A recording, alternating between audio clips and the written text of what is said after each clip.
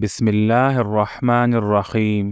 مالک بن دینار فرماتے ہیں کہ ایک دفعہ گرمی کا موسم تھا اور اس قدر گرمی تھی کہ پرندے اور جانور بھی سائے کی تلاش میں تھے۔ ہر طرف خاموشی تھی اور ہو کا عالم تھا۔ مالک بن دینار فرماتے ہیں کہ مجھے کسی کام کے لیے باہر جانا پڑ گیا۔ میں نے دیکھا ایک نوجوان جو کہ دونوں ٹانگوں سے معذور ہے، وہ زمین پر بیٹھ کر خود کو گھسیٹ گھسیٹ کر آ رہا ہے۔ میں اس نوجوان کو دیکھ کر بہت حیران ہوا کہ اتنی شدید گرمی میں یہ معذور نوجوان کیا کر رہا ہے۔ جب وہ قریب آیا تو میں نے دیکھا کہ اس کا چہرہ گرمی کی وجہ سے سرخ ہو گیا تھا اور کپڑے پسینے سے تر ہو چکے تھے۔ میں نے اس نوجوان کو سلام کیا، اس نے جواب دیا۔ میں نے پوچھا، نوجوان اتنی گرمی میں کہاں جا رہے ہو؟ اس نے جواب دیا کہ میں حج کے لیے جا رہا ہوں۔ میں نے اس نوجوان سے کہا کہ آپ میرے گھر آ کر کچھ آرام کر لو، پھر چلے جانا، بعد میں گرمی کم ہو جائے گی تو سفر کرنا آسان ہو جائے گا۔ وہ کہنے لگا، مالک بن دینار، آپ کے پاؤں تو سلامت ہیں، آپ چل کر جا سکتے ہو، آپ کا سفر جلدی طے ہو سکتا ہے، لیکن میں تو خود کو گھسیٹتا ہوں، مجھے سفر طے کرنے میں بہت وقت لگتا ہے۔ مجھے ڈر ہے کہ اگر سفر لمبا ہو گیا تو کہیں حج کے ایام مجھ سے رہ نہ جائیں، اس لیے میں راستے میں رک نہیں رہا۔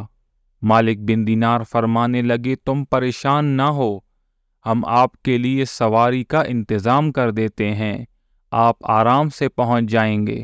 یہ باتیں سن کر وہ نوجوان غصہ ہو گیا اور کہنے لگا، مالک بن دینار، میں تو آپ کو بہت عقل مند سمجھتا تھا، پر آپ میں تو بالکل عقل نہیں۔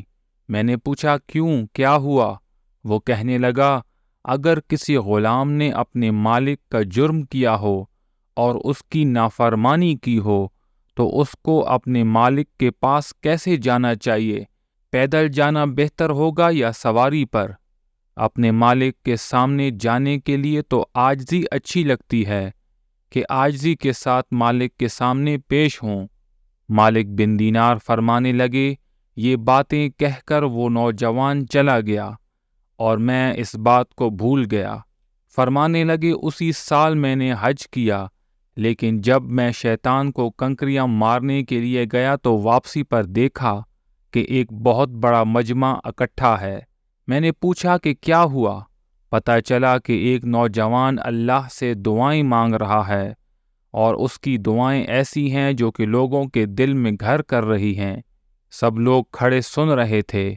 میں نے کہا، مجھے بھی راستہ دیں، میں بھی دیکھنا چاہتا ہوں۔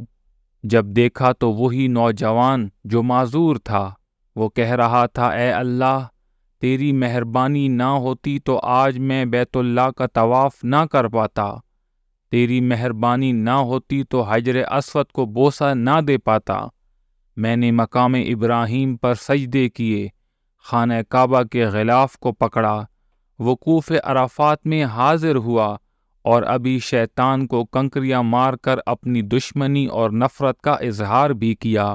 اے اللہ، یہ سب کچھ تیری مہربانی سے ہوا ہے۔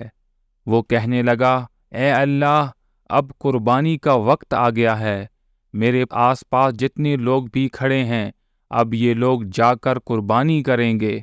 اے اللہ، تو جانتا ہے کہ میرے پاس تو احرام کے کپڑوں کے سوا کچھ بھی نہیں، آج میں اپنی جان آپ پر قربان کرنا چاہتا ہوں، میرے مالک میری اس قربانی کو قبول فرما۔ اس نوجوان نے یہ بات کہی، کلمہ پڑھا اور اس کی روح پرواز کر گئی۔